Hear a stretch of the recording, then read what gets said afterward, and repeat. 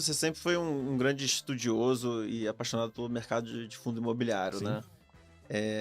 Que sofreu muito Uhum. com a alta de juros. Hoje, acredito que você tenha Sim. boas oportunidades também. O que você tem visto?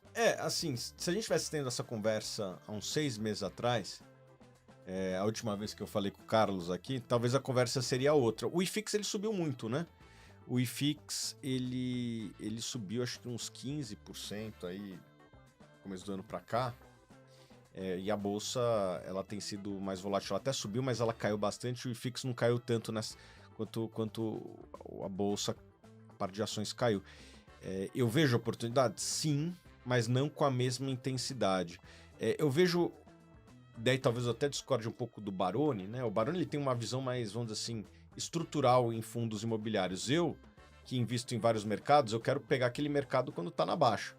O Baroni investe 100% em fundos imobiliários, que é o nosso sócio lá, e beleza, é a estratégia dele, ele é apaixonado e também se identifica com aquela classe. Eu já sou mais tático, eu tenho uma alocação que eu busco no longo prazo, né, que é ter mais ou menos 45% fora, uns 55% no Brasil, e daí dentro do Brasil ter quase tudo em ações. Essa é a minha carteira de longo prazo, e ter uns 5 a 10% em fundos imobiliários. Mas como eu vou chegar nessa carteira alvo ao longo do tempo, eu ainda não estou perto desses objetivos, eu estou meio longe, principalmente na parte internacional, eu vou alocando naquilo que eu julgo mais barato naquele momento. E eu não acho que a classe de fundos imobiliários ela é a mais barata. Ela até tem um desconto, mas tem coisas com desconto muito maior na bolsa, na parte de ações. Dito isso, eu acho que às vezes o investidor de fundo imobiliário, ele não é tão profissional, ele muitas vezes é amador e ele toma decisões baseadas somente em yield. E a parte boa disso é que algumas vezes alguns fundos reduzem seus dividendos por motivos conjunturais e boa parte das pessoas acaba vendendo achando que aquela conjuntura vai se perpetuar. Vou dar um exemplo prático, né? Eu vi isso acontecer 2 vezes nos últimos 12 meses com a parte de fundos de CRIs, CRIs.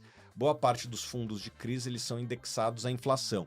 Tivemos 2 momentos de deflação importantes no Brasil em 2022 e 2023.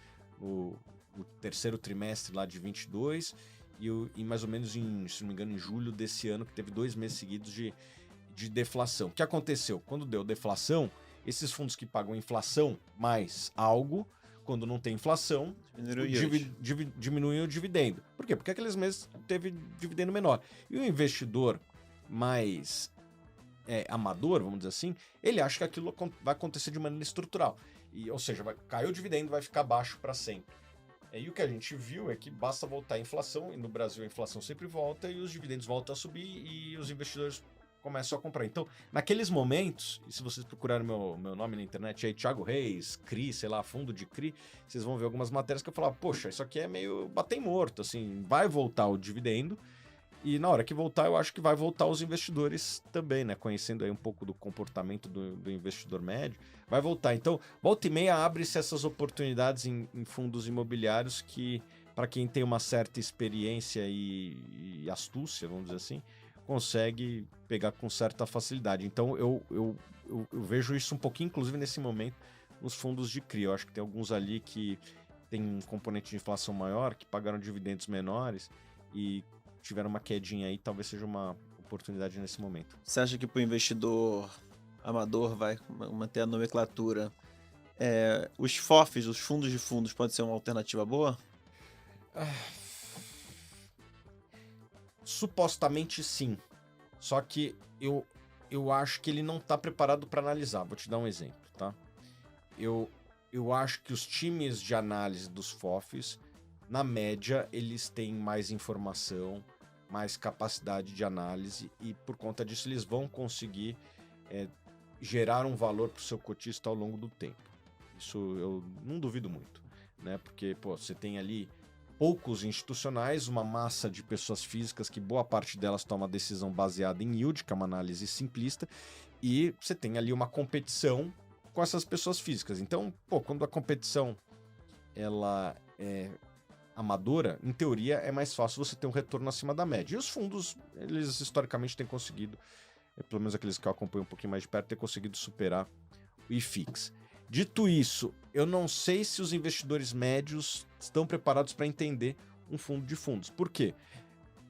A gente vê que muitas vezes o investidor ele vai lá e ranqueia, né? A gente tem alguns desses sites de fundos imobiliários que a gente consegue ver um pouco o comportamento do usuário lá dentro. O cara vai lá, a página mais acessada de um desses nossos sites é a função ranking, né? E a gente vê o comportamento. Ele vai lá e ranqueia do maior para o menor.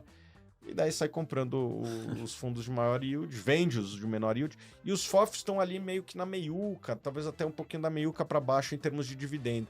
Então, eu acho que o investidor médio, ele olhando isso, ele vende esse e compra os que estão ali em cima, né? E muitas vezes ele está comprando um risco alto, está comprando um dividendo que não é sustentável. Enfim, eu não sei se o investidor está preparado para investir em FOF, entendeu? Não estou dizendo que o produto é ruim. Eu não sei se as pessoas estão preparadas para entender o produto e, com isso, surfar ele do começo ao fim.